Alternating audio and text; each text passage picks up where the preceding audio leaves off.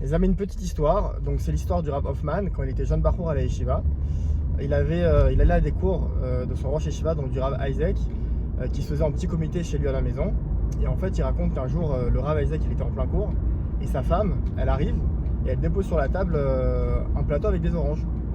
Les jeunes étudiants, ils continuent à écouter le cours, ils font pas trop attention à ce que la femme elle a mis sur la table. Et au bout de quelques instants, là, la femme, elle revient et elle demande mais elles sont bonnes les oranges? Et personne ne répond vraiment et le cours reprend et personne ne touche aux oranges. Et à un moment donné, le Rav il s'interrompt en plein cours et il parle d'un autre sujet complètement différent. Il dit mais dans le schéma Israël, on s'engage à faire toutes les mitzvot, à prendre sur nous toutes les mitzvot que Hachem nous demande. Et là-bas, la Torah elle dit que Hachem il donnera en tant que récompense à l'application de toutes les mitzvot de l'herbe à nos animaux. Et il pose la question, il dit mais quoi, tout ça, toute la Torah, toutes les mitzvot, quand je prends du temps et c'est difficile pour moi par exemple de faire le Shabbat, de manger cachère, je fais des efforts, c'est difficile pour moi, je me donne et je m'investis pour la Avodat Hashem, mais au final c'est quoi la récompense que Hashem il nous donne dans le schéma Israël qu'on dit 2 fois par jour? Je donnerai tout simplement de l'herbe à vos animaux. Et là il dit un fondement, il dit que Hashem il va nous apprendre quoi à ce moment-là?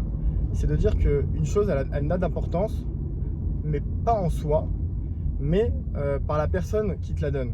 Ça veut dire que c'est vrai que de l'herbe, il n'y a pas d'importance en soi, mais le fait que c'est Hachem qui t'a donné de l'herbe, ben, ça prend toute sa valeur. Et en fait, il était en train de leur dire que c'est vrai peut-être que l'orange ne vous intéresse pas tout de suite. Vous avez peut-être pas faim et ça vous plaît pas, vous en avez pas envie. Mais à partir du moment où ma femme a pris du temps et a fait des efforts pour vous couper une orange et la mettre sur la table, ça prend toute sa valeur et toute son importance.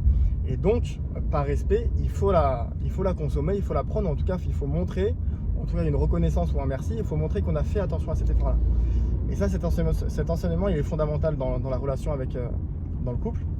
Parce que combien de fois ça peut se produire ce genre de situation, ou même des fois dans une discussion, ou peut-être des fois la femme elle peut avoir des sujets qui n'intéressent pas forcément l'homme, mais à partir du moment où c'est important pour la femme et elle nous le donne, bah ça doit devenir important pour moi, parce que c'est ma femme qui m'en parle. Par exemple aussi un autre cas concret, si ma femme par exemple elle fait à manger, ou elle fait peut-être un dessert, et moi je dis non mais j'ai pas faim, moi j'ai pas envie de manger. C'est dramatique au niveau du couple, parce que je donne pas assez de valeur à une chose que ma femme elle a pris du temps, elle s'est investie, elle a fait des efforts pour moi. Et si on regarde bien, kavod, donc le respect en hébreu ça vient de kaved, ça veut dire du poids. Donc en fait, quand je donne de la valeur aux choses, ou en tout cas de la valeur à la personne qui a fait les choses, et ben ça lui donne du kavod, ça lui donne du respect. Et ça c'est une notion importante à saisir parce que c'est vraiment quelque chose qui peut se produire au quotidien. Et la base qu'il faut vraiment avoir en tête, qu'il faut garder en tête, c'est de dire que des fois une chose en soi n'a pas forcément d'importance, mais à partir du moment où c'est mon conjoint qui s'est investi pour le faire ou qui me l'a donné, bah ça prend toute sa valeur et son importance, et à moi d'être à la hauteur pour déceler cette importance et pouvoir lui donner tout son respect qui lui est dû.